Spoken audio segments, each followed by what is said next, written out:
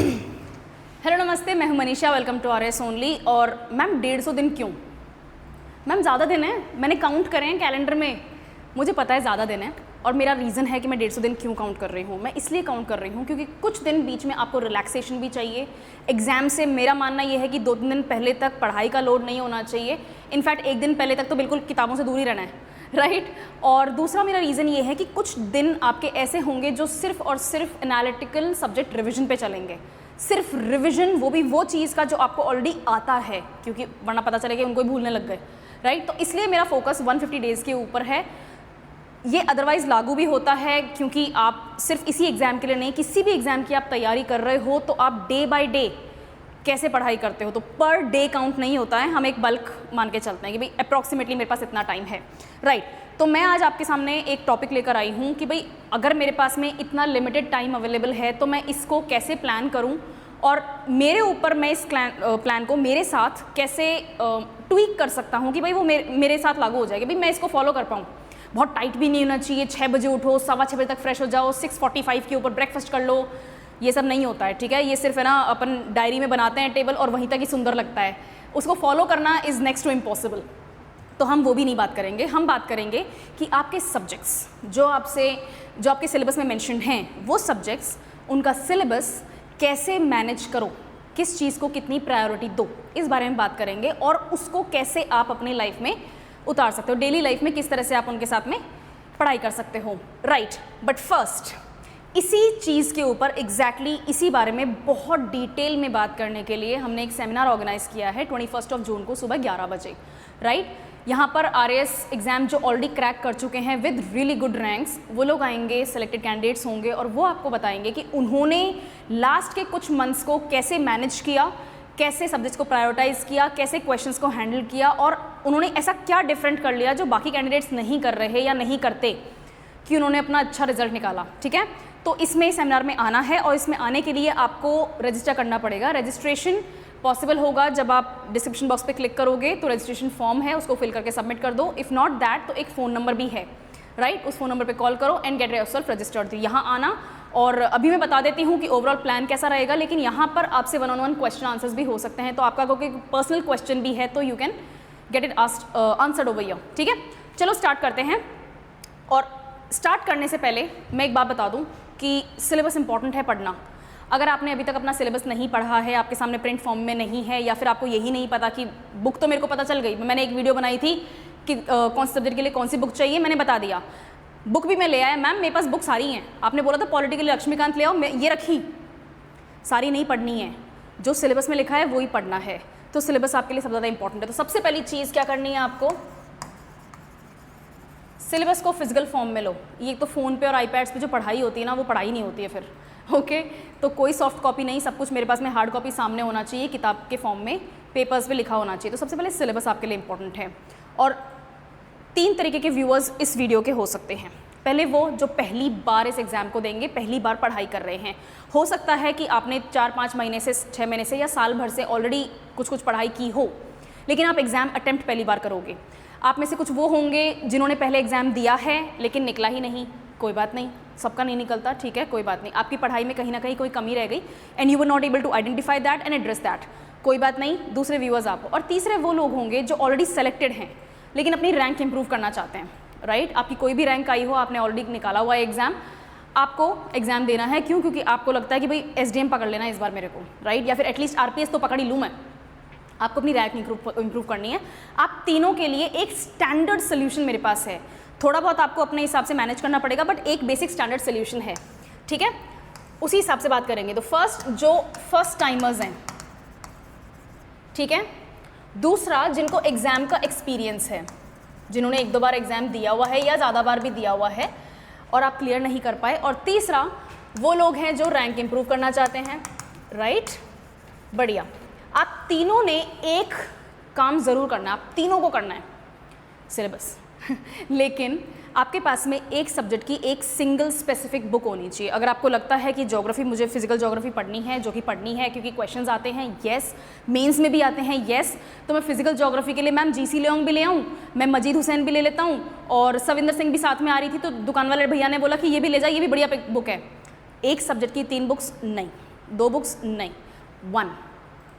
मन करे वो बुक ले लो, ठीक है, जो मैंने लिस्ट बताई हुई है उस लिस्ट को रेफर करो, मन करे ना वो बुक ले लो, लेकिन एक बुक।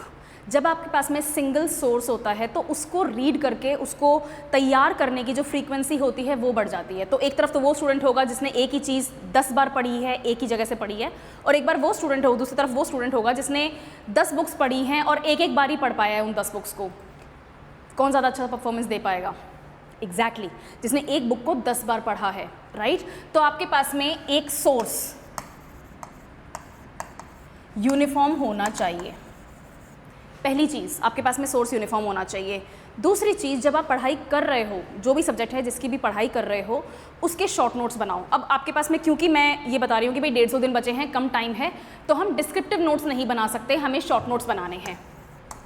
चाहे आपने पहले बनाए हों या ना बनाए हों, चाहे आप फर्स्ट टाइम बना रहे हो या फिर आप ऑलरेडी क्लियर करे हुए हो और आपको इम्प्रूव करना है कि भाई ये चीज़ तो मेरे को ऑलरेडी आती है, मेरे को तो बस ये कमी रह गई थी पिछले एग्जाम में, तो मैं तो सिर्फ उसको पढ़ लूँ। नहीं, आपको भी शॉर्ट नोट्स बनाने हैं क्योंकि ये रिविजन में काम आते हैं, राइट। ये दोनों काम आप तीनों को बराबर करने हैं, लेकिन एक काम यहाँ पर डिफरेंट होगा।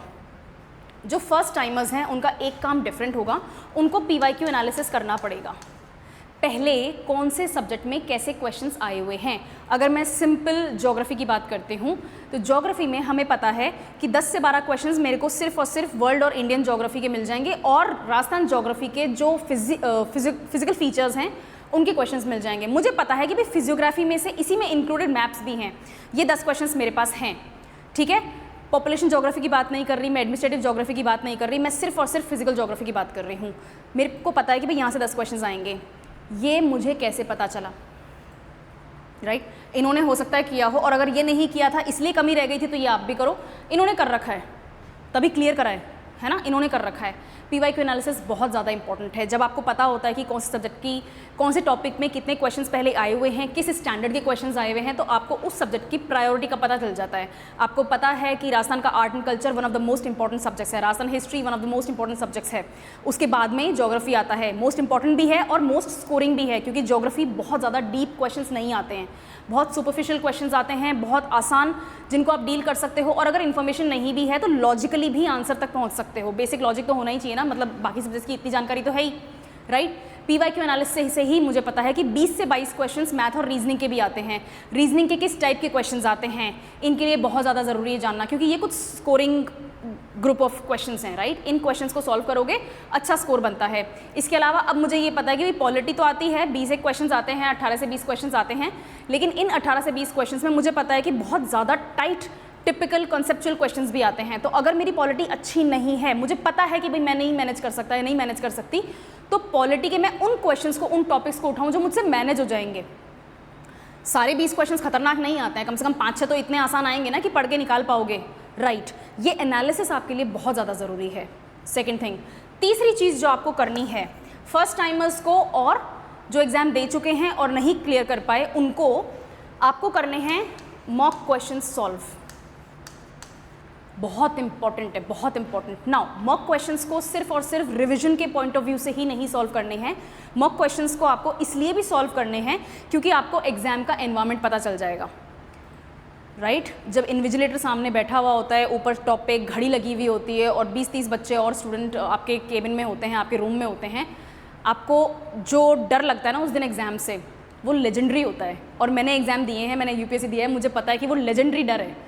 चाहे मैं कितनी ही प्रिपेयर कर लूँ, लेकिन वो उस दिन का मूड एक अलग ही होता है, राइट। तो आप मॉक क्वेश्चन सॉल्व करो ना। मॉक क्वेश्चंस रिवीजन तो होता ही है, no doubt about that. Mock question solve करने से जो एग्जाम का जो प्रेशर है आपको उसको डील करना आ जाता है, जो कि बहुत इंपॉर्टेंट है।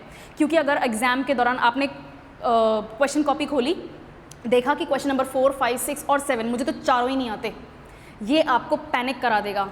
अरे क्वेश्चन नंबर 8 आ जाएगा, 9 आ जाएगा, आपको पता है क्वेश्चन नंबर 17 से लेकर 35 तक मुझे सारे आते हैं, सारे करेक्ट हैं, वो मोटिवेशन बाद में काम नहीं करता। फिर पहले ही पैनिक सेट हो जाता है, तो आपका माइंड उस पैनिक को रिस्पॉन्ड करने लग जाता है, बजाय कि ये सोचने के कि अभी बचे हैं भैया 140 क्वेश्चंस बचे हैं, हो सकता है उनमें मेरे को बढ़िया स्कोर मिल जाए, राइट। तो आपको एग्जाम का एनवायरनमेंट, एग्जाम का जो प्रेशर है उसका एक्सपीरियंस हो जाता है, which is very important, right. तीसरी चीज़ जो मुझे लगता है आपको करने की बहुत ज़्यादा ज़रूरत है, and that is to practice writing. ये उनके साथ थोड़ी सी ज़्यादा लागू होती है जो पहले इस एग्ज़ाम को दे चुके हैं, राइट? क्योंकि अगर आपने प्री दिया था, प्री निकाल लिया लेकिन मेंस नहीं निकाल पाए, या फिर प्री बहुत करीब थे और मेंस नहीं पहुँचे, या फिर प्री भी अपन बहुत अच्छे से बढ़िया वाला क्लियर नहीं कर पाए, मेंस की तो बात मैम बात ही छोड़ दो क्योंकि मेरे से यही मैनेज नहीं हुआ। आपके पास में एक पर्टिकुलर अमाउंट ऑफ सिलेबस है जो आपने ऑलरेडी कवर किया हुआ है। आपको अपनी राइटिंग प्रैक्टिस जो है वो अभी इंप्रूव करना स्टार्ट करना पड़ेगा। राइटिंग प्रैक्टिस एक्सक्लूसिवली इनके लिए ज़्यादा लागू होती है, इनको भी करना है, ऐसा नहीं है कि जो फर्स्ट टाइमर्स हैं वो राइटिंग प्रैक्टिस को छोड़ दो। मैं तो पहले प्री निकालने की सोच रहा हूँ कि एक बार मैं प्री तो निकाल के देखूँ कैसा फील होता है, बाद में फिर देख लेंगे एग्ज़ाम को। बाद में एग्ज़ाम देखने का टाइम नहीं देता, राइट? आपको राइटिंग प्रैक्टिस चाहिए। क्यों? क्योंकि पेपर 1, 2, 3, 4 4 आपके पेपर्स होते हैं।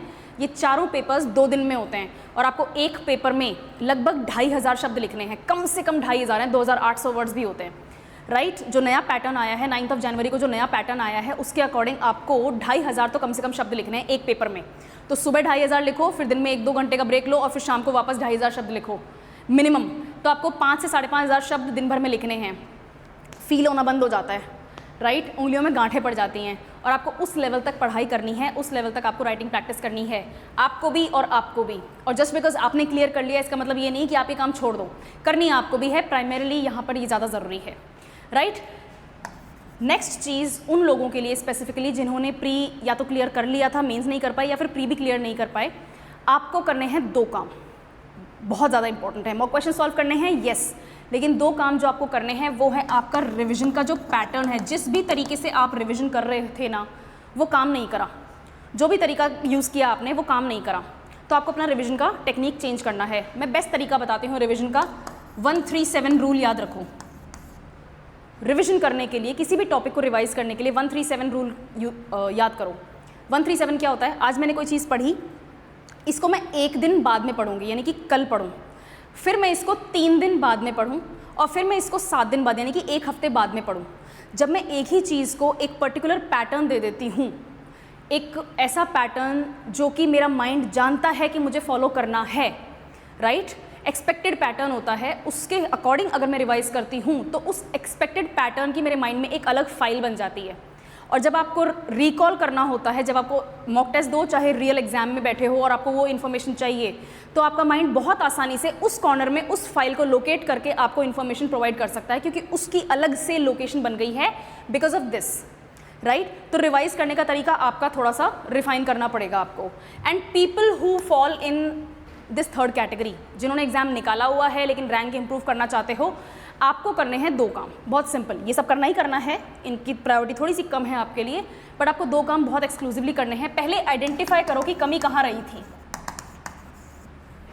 आइडेंटिफाई करो कि कमी कहाँ रही थी। अगर इंटरव्यू के टाइम कमी रही है उसका अपन अलग बात करेंगे, that is a different thing. लेकिन अगर प्री और मेंस की बात करूँ और यहाँ पर कमी थी, मेंस में कमी होगी ऑब्वियसली, क्योंकि मार्क्स तो वहाँ पर ऐड होंगे, मेरिट में तो वहीं से ऐड होता है।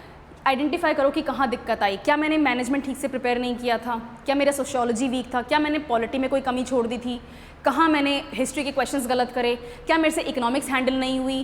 कुछ तो होगा, आर्ट एंड कल्चर मैंने स्क्रू अप कर दिया, कहीं तो गड़बड़ करी है आपने। सबसे पहले उसको आइडेंटिफाई करो और दूसरा उसको इम्प्रूव करो, वरना रैंक पहले ही अच्छी आ जाती। जो कमी छूट गई थी उसको आइडेंटिफाई करो, उसको इम्प्रूव करो। इम्प्रूव करने का तरीका ये है, ठीक है? सिलेबस के अकॉर्डिंग पढ़ाई करोगे, एक सब्जेक्ट का एक सोर्स रखोगे, खूब सारे PYQ एनालिसिस करो, देखो किस तरह के क्वेश्चंस आते हैं, देखो कौन से सब्जेक्ट के किस तरीके के प्रायोरिटाइज्ड क्वेश्चंस होते हैं, खूब मॉक क्वेश्चन सॉल्व करो, रिवाइज करो 137 पैटर्न के अनुसार। राइटिंग प्रैक्टिस अपनी अच्छी करो, रिफाइन करो, ठीक है? स्पेशली इस बार ऐसे कितने मार्क्स का है? 40 मार्क्स का है।